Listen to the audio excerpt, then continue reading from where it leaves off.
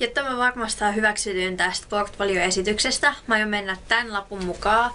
Me ollaan joskus syksyllä saatu tää ja tässä on, että mitä esityksen pitää pitää sisällään. Ensimmäinen kohta. Mitä olet kerännyt portfolioon 3 vuoden aikana? Elikkä tässä olisi mun portfolio.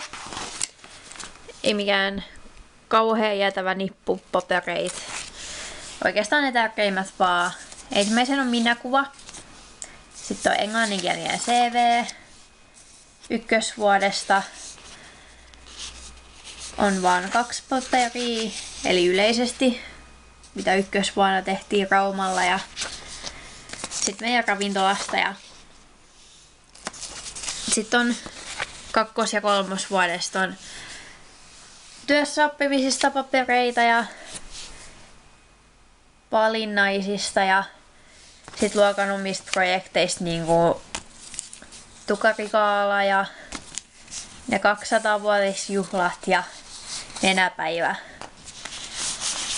Aika tämmöistä perusjuttua. Tämmöiset tärkeät. Mitä odotit, kun tulit taloon ykkösvuonna? Millainen kuva sinulla oli ammattiinstituutista ja vastasiko kuva todellisuutta? No ykkösvuonnahan mä en aloittanut Turun ammattiinstituutissa, vaan Rauman Vinnovassa. Ja odotukset siellä oli, että olisi aika samanlaista kuin yläasteellakin, mutta enemmän sit vaan noita käytännön päiviä ja semmoista se sit oikeastaan olikin.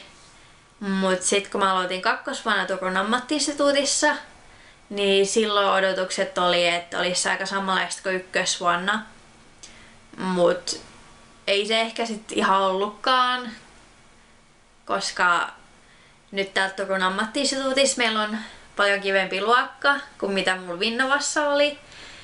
Ja koulut on ihan erilaiset, että Raumalla meillä oli 2 eri semmoista rakennusta, minkä välillä me sit käytiin. Ne oli joku kilometrin päästä toisistaan. Et välillä me sit vaihdettiin rakennusta kesken päivän ja silleen. Ja en oo katunut sitä ollenkaan, että vaihdoin kouluun. Mitkä olivat ykkösvuoden huippujutut? Mainitse 3. No me ei mitään kauhean ihmeellistä tehty ykkösvuonna, että me ei oikein käyty missään ja ei ollut mitenkään erityisiä päiviä. Et semmoiset erikoisemmat oli sitten meidän ravintolajakso, mikä kesti 5 viikkoa ja tehtiin ulkopuolisille asiakkaille sitten ruokaa. Vähän niinku tää meidän Aninkaisten ravintola ja sitten ehkä toinen semmonen erikoisempi päivä oli vanhempailta. Se päivä kesti 12 tuntia. Silloin me leivottiin pullaa. Ja ei pelkästään sen takia ollut erikoinen päivä, että se kesti 12 tuntia, vaan myös koska me ei saatu koko päivän aikana ruokaa siellä. Et silloin kun olisi ollut lounastauko, niin silloin meillä oli semmonen, että me vaihdettiin rakennusta. Niin kuin mä sanoin aikaisemmin, niin meillä oli 2 eri rakennusta. Niin se meidän lounastauko meni sitten rakennuksen vaihdon yhteydessä. Ja sitten me syötiin siellä keittiössä vaan pullataikinaa. Mitä opit ykkösvuonna ja oliko suuntautumisvaihtoehdon valinta helppo? Ykkösvuonna mä oppisin semmoset niinku alkeet. Eli niinku raaka-aineet nimeltä ja sit semmoset niinku helpot jutut, niinku kiisseleitä me tehtiin aika paljon ja liämiä ja keittoja ja sellaisia niinku mitä varmasti tarvii kokkina sitten. Ja alusta lähtien oli kyllä ihan selkeetä, että suuntaudun kyllä kokiksi. 2. vuoden tavoitteet. Mitä tavoitteita asetit itsellesi ja oppimiselle? 2. vuoden tavoitteet oli, että mun vaihto Raumalta menisi hyvin. Se, että mun ei tarvitsisi kauheasti ylimääräisiä juttuja tehdä. Ja se, että luokka ottaisi mut hyvin vastaan. Ja kyllähän luokkaset otti mut hyvin vastaan. Eikä tarvinnut kauheasti mitään ylimääräisiä tehdä. Paitsi taide ja kulttuuriin, sen mä oon nyt vasta 3. tehnyt. Mitkä olivat kakkosvuoden huippujutut? Mainitse vähintään 3 ja kerro myös työssäoppimisjaksoista. Kakkosvuodessa parasta oli, no ainakin nenäpäivä oli tosi kiva. Se oli luokan oma pieni projekti. Ihan kiva semmonen ja tukkapigaalla oli kans hauska.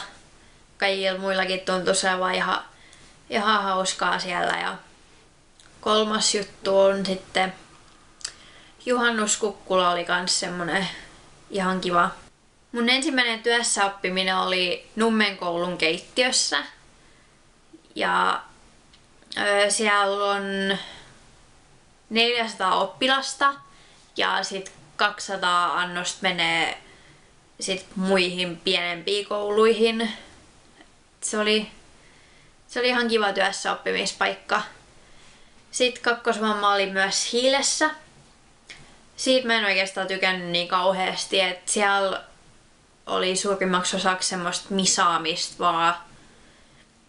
Että se ei ollut ihan mun juttu. Millaista oppimista saavutit suurkeittiöjaksolla? No ainakin ruokalistan suunnittelu, että ennen kuin me mentiin juhannuskukkulaan, niin mehän tehtiin ruokalistasuunnitelmat. Niin sitä oppisin. Myös tehokkuut oppisin sit siellä juhannuskukkulalla. Millaista osaamista sait opetusravintolajaksosta? No ainakin annosten kokistelua ja tarkkuutta. 3. vuoden tavoitteet. Se, että oppisi enemmän kuin 1. ja 2. vuonna. Ja että sais paremmat työssäoppimispaikat. Ja kyllähän mä sain, että syksyllä mä olin V-cafeessa, talvella Nutritiossa ja keväällä Carolinella ja tykkäsin kaikista niistä paikoista. Kun valmistut, mitä sitten? No se on hiukan vielä auki, mut laivakokiksi mä oon ajatellut, että olisi ihan kiva päästä. Mut se, että pääsee laivalle töihin, niin pitäisi olla semmoinen turvallisuuskurssi käyty. Ja mulla ei sitä vielä oo, se kestää viikon. Niin se pitäisi sit käydä ensin ja sit sen jälkeen hakea laivakokiksi.